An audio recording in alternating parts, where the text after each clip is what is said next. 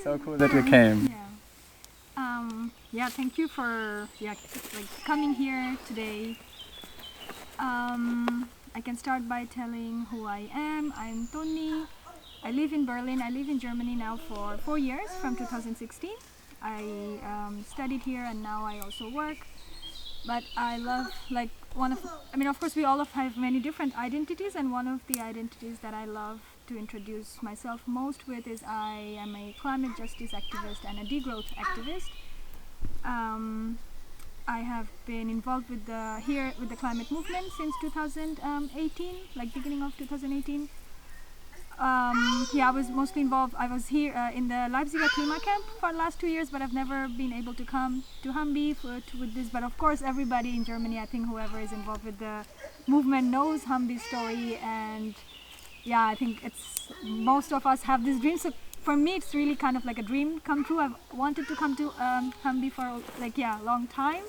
So I was very, very excited, and to have this chance to meet and talk. And one particular struggle, so because I grew up in Bangladesh, when I was there, I was also involved with the movement there. I was mostly part of, so in Bangladesh, so we have a lot of the left small groups. They are always the ones who are resisting different big projects that the government takes, and that are often the kind of taking land grabbing or destroying different parts, or trying to do coal mining. And it has always been historically that the people are coming together, and also always all of these small groups who are resisting. And as part of, as I belonged, I was active in one of those groups, I was always involved in, so we had in 2006 we had a big resistance against a coal mining, where the people won against a multinational and international company, where the company needed to leave the country in the end. And then we also had many different, because it's always when you're a country in the global south, we have a lot of international power, and it's always mostly, even if the government or within the government capacity, the local institutions have the ability to maybe even extract gas, manage energy sector. It's always given up to these big international companies, and this company always the relationship is always unequal. And there have been a people's protest demanding that we manage our resources better. So as part of that movement, from 2011 we started having the Save the Sundarbans campaign. It started as the government of India and government of Bangladesh decided to implement a big coal power plant very close, just 14 kilometers away upstream from a mangrove forest, which is the world's largest mangrove that we have in Bangladesh. And mangroves are a very special kind of forest because they are in the coastal region, and because it's in the coastal region, the soil is very soft, and there is many river that flows through the forest. It's very embedded with the water, the air and the soil, because when the tide comes, it drowns, so the trees get drowned up to a level, and when the tide goes down, then we have tree roots coming from the floor. There are many small, there's a name for it, I don't remember. There's this specific kind of roots that they also absorb work in the air as well, not only under the soil. But because of this special type of the forest, all the experts said that the pollution that this coal power plant will leave is going to kill the forest. We will have lead and heavy metals emitted from burning the coal, and they will be using the water from the river to cool down the boilers, the coal. Where they burn, so they would draw water from the river to cool it down, and they would put the water back into the river. But what will happen is this water will be 2 degrees warmer when they hit the river, and that would mean the fish, they would die from it. And they would also create this, when they burn the coal, they would create big coal ponds where they would store those coal ashes. But because it's a tidal, soft, already, because the soil is so sensitive, it's not hard soil as Hambi, but it's a different kind, so that would also mean they would contaminate the whole forest, also underground water. and we have often cyclones coming. Historically, we have faced, like in last 14 years, we've already had like 4 big cyclones, so it's more frequent. So that also means if a cyclone comes, this already gets like washed up too. So it's like a disaster to happen, and there's all these experts that said that it's a very bad idea, and especially also because the mangroves is like also works as a barrier against the tide, and even with the climate change, it's even important for the people to have that barrier, and it gets proven over and over again. Like last 2 months ago, we had the largest ever cyclone that formed in the Bay of Bengal.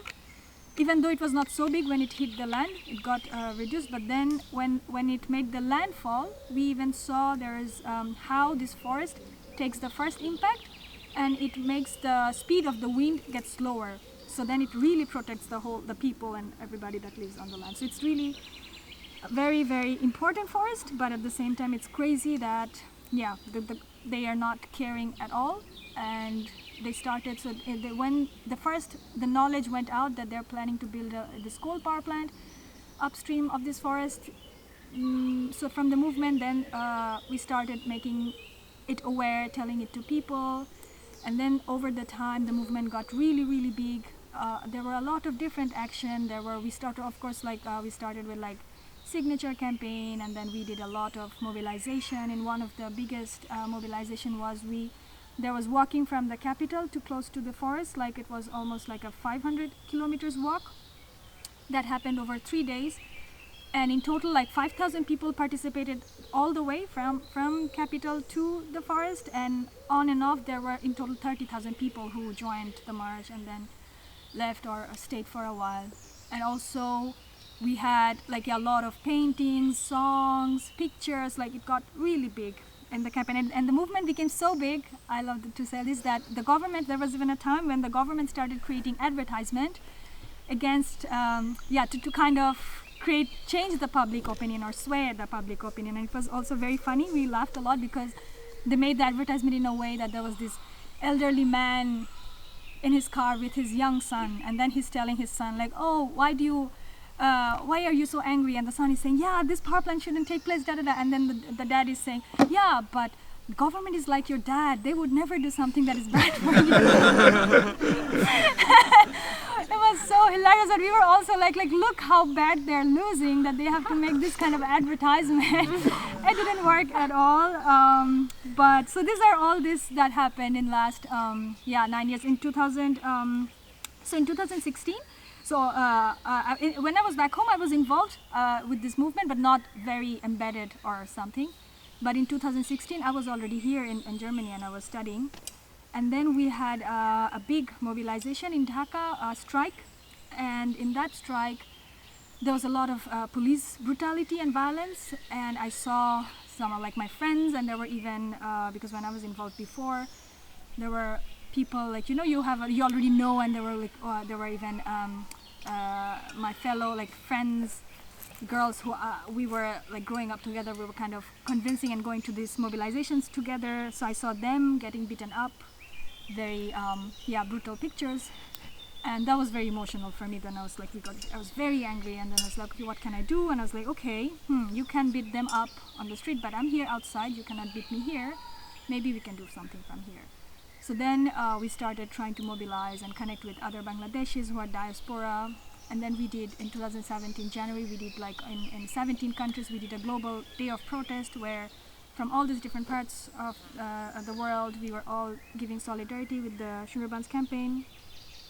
And then in 2019, last year, we even went to the World Heritage Committee meeting, demanding them, because UNESCO, Sundarbans, the forest, is also like a World Heritage Site, like a UNESCO World Heritage Site, and because it's threatened from this coal power plant, the World Heritage Committee, their experts also recommended that this power plant should not be built, and not only this, any industrial activity. And it's not only one power plant, because now they started building even more, and they started building industrial complexes upstream, because it's like, oh, this is a forest, let's take up the land. And now there is a lot of industrial complex that is growing there.